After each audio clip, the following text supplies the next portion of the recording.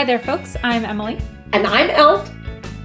And this is Oh My Word, a podcast where we talk to you about books, movies, musicals, TV shows, etc.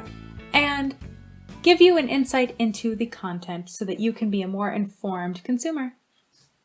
Yes, and we even applied to it our fantastic, highly scientific, highly thought out, and just beyond, it's just ingenious. It's brilliant? Brilliant. It's just, but it's even beyond brilliant, pearl clutching scale. So we have, for violence, language, and romance, and everything is on a scale of 0 to 4. 0 being the best, because that's how we roll, and 4 being the not best, because there's too much of it, so that's why we get a 4. So we aim for the low ratings on our pearl clutching scale. Yes. It's like that phrase, aim for the moon, because if you fail, at least you'll land among the stars, which I know is scientifically inaccurate, and a lot of my friends in high school and college were very upset by that phrase because teachers would have it on posters and they'd say, "Oh, that's not scientific, because actually stars are farther away from the moon." And you know what? Those people aren't writing books, because those are not creative people. They are too literal, gosh darn it. Because it's like it's obviously just poetic. Well, they might be inventing things. Literally. Oh, sorry. Yeah. They might be inventing things, though. But we could say reach for the moon, because the moon is like a circle shape, and that's like a 0. And we are aiming for 0. So just never mind the stars. Exactly. Yes, never mind the stars.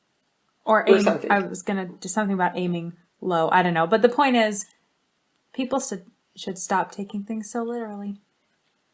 Right. For example, reality. Because if we take reality so literally, can we believe in true love? I mean, in fairy tales. I mean, in this segue, I'm not sure if it's working, but we were going to go with this. I'll tell you where it's supposed to go. At least you're honest about it. As I'm speaking, I'm like, where are we going with this? No, because we do have to suspend belief. We'll call it suspending belief a little bit to believe in fairy tales, because that's why they're fairy tales, because it's things that people would like to be true, but we have yet to discover any historical documentation confirming they're true, aside from how far back they go, which I'll just put in a side plug here. That's like my fairy tale series that I wrote, which is the End of Ever After series. I wrote it in like a memoir style. So it's like, oh, look, I'm filling in all the details. This could have happened. I'm going to correct the story. Anyways, back to what we're talking about here is the live action Cinderella that Disney put out in 2015. Not the new one that Amazon is just came out with. Whatever. No to that one. Well, actually, we're not sure, but probably no to that one. Probably no, because the fairy godmother is just a fairy god person. And it's just another indication of a time when things are being taken away from women in the name of other things. Like, the fairy godmother is a quintessential feminine role, and now a man is playing that role. Wow. So, Emily's on a...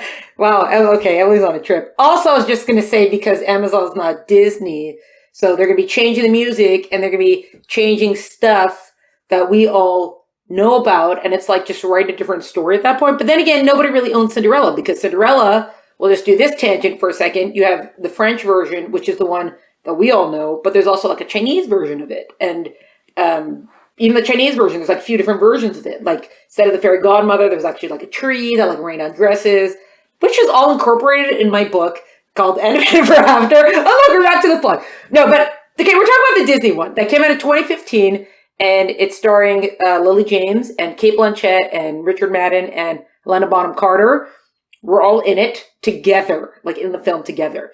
And I actually remember, I don't know, do we have to tell the story that, okay, there's a girl and she loses her mother and her dad remarries this grand woman who turns out to be the evil stepmother. And she makes Ella, Cinderella, a slave servant in her own home. And etc., etc., etc. There's a prince, and he's having a grand ball, and anyone can come. And Ella is told, if you do your chores, you may come. And so she scrounges up a dress from the attic. She gets dressed all beautifully. She's ready to go. And the stepmother and the stepsisters, the stepsisters rip the dress, and you can't come. And she goes to cry, and her fairy godmother comes, and poof, beautiful dress, sends her off, turns mice into horses, and a goose into a coachman, sends her off to the ball, and the prince falls madly in love with her, etc., etc. which just goes to show that if you got the right dress, ladies. Oh no! Wait! Am I coming to the wrong conclusion here? Oh, was that not the lesson? Oh, that's not the lesson. I think with that, when you read a book, you're allowed to come to whatever conclusion you want to come to. Ah, okay. Well, this one, because they are expanding, it's the live action, and they're expanding on the Cinderella story as far as Disney is concerned. The way that Disney originally told it, they do try to add more into the story, right? They show a little bit more of the mom before she passed away, that she tries to tell Ella, always be kind, always have kindness, etc. So they do try to add more to it. Yeah. Yes, but that actually harkens back to the original, or at least an early translation of the French. The idea that the mom is a little bit more involved in Cinderella's formation as a child and the young woman she grows to become. Oh, not that's the last time the French had the lesson of be nice to other people. Just kidding. If there's any French here, we like you too. Please send me really nice as long as you don't try to speak French. I think they're fine. Oh, yeah. Just send us wine. Thanks, French people. But, you're mentioning...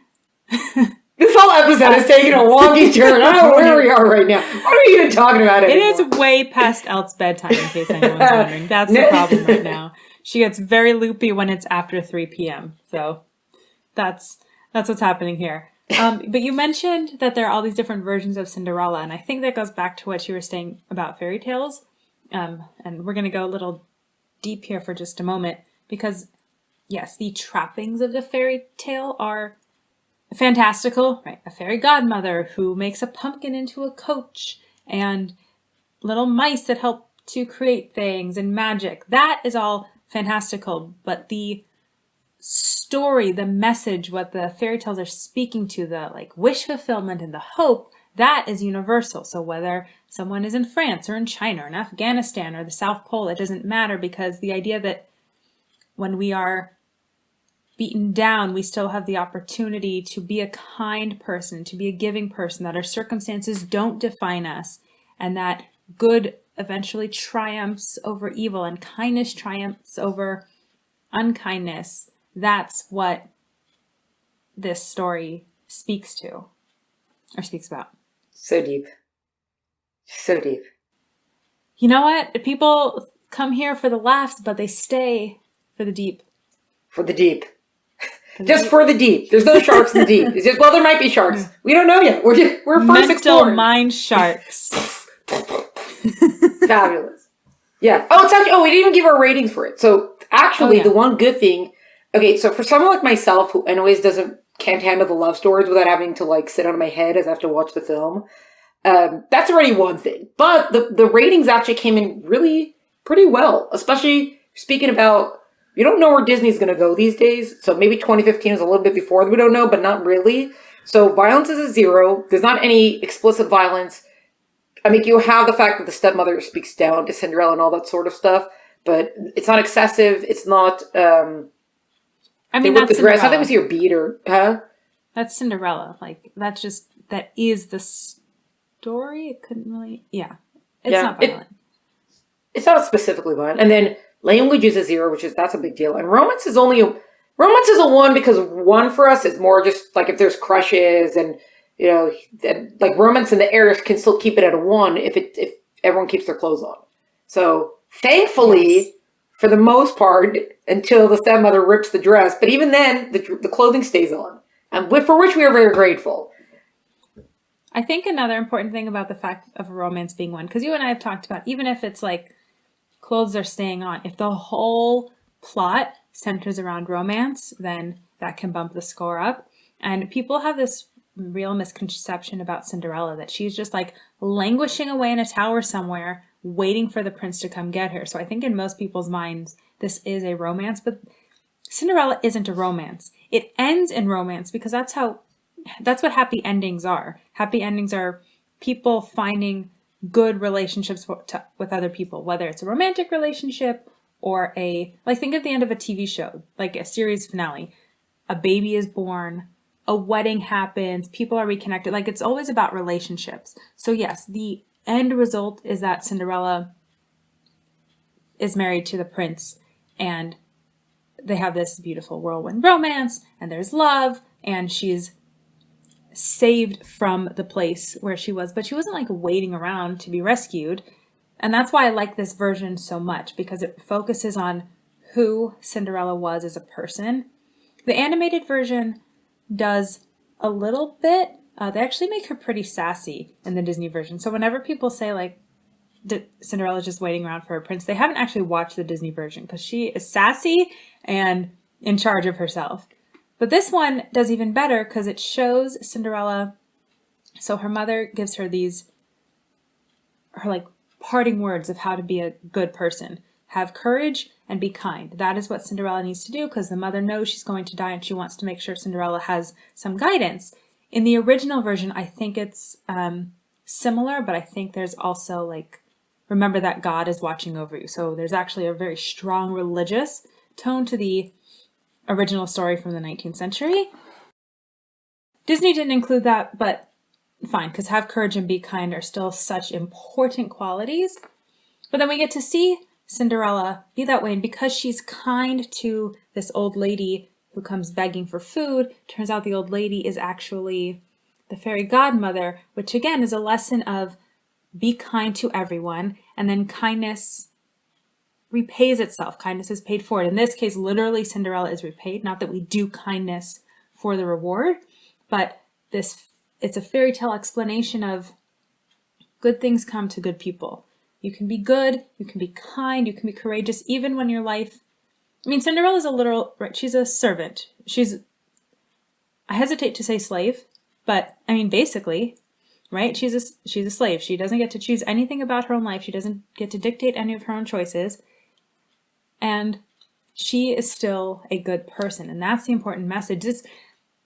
This is probably the only live action Disney remake that I don't just tolerate, but actually really like. Like Aladdin I tolerated. It was fine.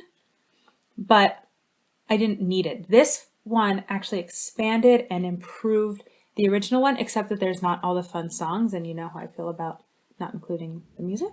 But better than someone who can't sing them so well. We're looking at you, Emma Watson. Yeah, you were a little bit more specific than I was on that. Yeah, are you okay? Look, I don't understand. In My Fair Lady, when Audrey Hepburn played Eliza Doolittle, they had Marnie Nixon do the vocals because they wanted Audrey Hepburn to be the actress, even though it should have been Julie Andrews, and who knows what they were thinking. But anyway, it was okay to have people dub. And now, no, yeah, because she got Mary Poppins after. Right. Okay. Right. Because they wouldn't put her in the show, which she had originated the role in on Broadway. Right. Anyway, the point is it really better to have someone try to sing it and then auto-tune it instead of just have someone dub the voice? Maybe a conversation for another day. But I think we all know where Elton and I stand. But they're being cast for a musical. So, like, there's lots of highly talented actors who are also highly trained in music because they have good voices. Yes. So it's okay that they didn't do music if that's not any of the people they wanted for the parts, if they're not music people. Right. We'd rather they don't put the music in. Yeah. There was some, just now that I'm thinking about it, because we're talking about like when the movie came out, because people were giving Lily James a really hard time because she's so thin, and it was like, she's too thin, and it's, unrealistic expectations of women's bodies. And I think it's so interesting that, like, first of all, like, it's Cinderella. Like, we're going to see this tiny little princess. Also, that's her actual body. Like, what do you want her to do about her actual body? Get fat so that you feel good about yourself? It was weird because she's such a perfect Cinderella, and really in this Cinderella, because she just has a very, like, kind, warm... I mean, I don't know her in real life, but she really communicates. Emily is starting a new letter writing campaign. After Simon Foster, this is her next fangirling that she's going to do. Who still has not gotten back to me. By the way. But you know what? That's what happens. You find someone else to write letters to. That's how it goes. That's true. Yeah. This is just a really good version because it incorporates a lot from the original story, and it does what a fairy tale should, which is show us like our hopes and our dreams and sort of the best versions of ourselves just in a different like fantasy lens. And I really, really like the message of your life can be the worst, but that doesn't mean you have to be the worst. Because I think a lot of people just blame their circumstances for the way they act, but you can rise above your circumstances if you choose. It's all about choice. You have the choice to have courage and be kind despite what's going on, or you can cry and moan and blame everyone else and then be a terrible person because of it. And you know what? Sometimes it's easier to take messages like that from a fairy tale than it is from like a hard-hitting nonfiction historical biography or something, Yeah. Well, that's also just a side thing. Quickly, before we wrap up, they have it in the live action and it's in the musical as well. The Rodgers and Hammerstein version of, what do we say? Is Hammerstein or Hammerstein? No, just kidding. The Rodgers and their musical edition also has the kindness factor is pretty strong in it. But both of them, Cinderella meets the prince before the ball. We don't see that, I don't think, in the cartoon, right? So they meet, and even though he's attracted to her beauty and whatever, I think in both of them there's a moment of like kindness that the prince that also catches the prince's eye. So that, and then when they meet again, it's obviously because she's so beautiful and so whatever. But I think both of them make the kindness a little bit more center and make that like also, if I remember correctly, because I actually saw. I'm about to do a plug again, but I didn't intentionally mean it. But I actually saw, I think the live action had come out, and then within, I don't know if it was within a year or something like that, that's when I saw the stage version. And I was coming out of there, and I was talking about the Cinderellas and Cinderella, whatever, and that's when my mind started going like, Cinderella's always told this way. What if it was told this way? And that's when I wrote my book. And that led to the 5-book series. But it was, I went a different, I did have the kindnesses in it also. Kindness is a factor in it. But, the prince is wacko. But anyways, I think on both of them, and it's an important thing also that the prince seeing her before the ball, because that means that he saw her first as a servant. Like, of course he would recognize, there's no way he didn't recognize her, officially he doesn't, but that aside, but that's also important. It's not just, wow, she's so beautiful, I'm so attracted to her. Like, there was this initial attraction that was, like, there was a scene first, and I think in both of them, like, she not to say teaches him a kindness lesson, but like she pushes kindness to him also. So it's like, it's not just her beauty, but also her character that's coming through. In the Disney fairy tale way, but that's, if I remember correctly, both of them are like that. Yeah. Well, so to be fair to Disney, the movies are still family oriented, maybe not kid oriented, but family oriented. Also, the original was like an hour and a half animated thing. So, it's not everything's going to be equally deep, and you can definitely just watch a movie and enjoy it without getting something from it. But this is one of those ones where you really can get something good out of it and also enjoy it because it was pretty and well acted and directed, etc. So yeah, actually 2 thumbs up for Cinderella live action, and Disney, just quit while you're way behind because you did one good live action, and let's just stop it right there. Yeah, I don't something tells me they're not listening. Oh, new letter writing campaign. This is the one that matters, people. Tell Disney to stop doing live-action remakes and just make new movies instead of redoing old ones like Maleficent, because that was stupid. That wasn't a remake. Says I. Like Cruella. Like that they're trying to give the villains the backstories with their live. I don't even want, like, who even cares anymore? I don't know. Okay, maybe people do, but I don't. Whatever. I don't either. I'm okay with them just being villains. Anyway, on that note, we're on all the notes tonight. Yeah. Be kind to us by following us on Instagram and maybe leaving a review on Apple Podcasts or anywhere else you listen to the podcast where you can leave a review and a rating. 5 stars, please. And share it. Also, share the podcast with people that you think need to hear it. Moms, dads, other readers, other TV watchers, which is probably everyone in your life. And subscribes. Oh yeah, that's also kindness. It's kindness to share with them, kindness for you to subscribe, kindness for you to subscribe your friends. Say, hey, can I borrow your phone for a second? Sign me in. Boom, subscribe them. Wait, actually, maybe don't do that. Unless you're really close. Yeah. Or maybe do that. Yeah. Okay, your choice. So thank you so much for listening, and we'll catch you next time. Cheers, people. Oh My Word podcast is brought to you by the pearl-clutching basement dwellers at Oh My Word.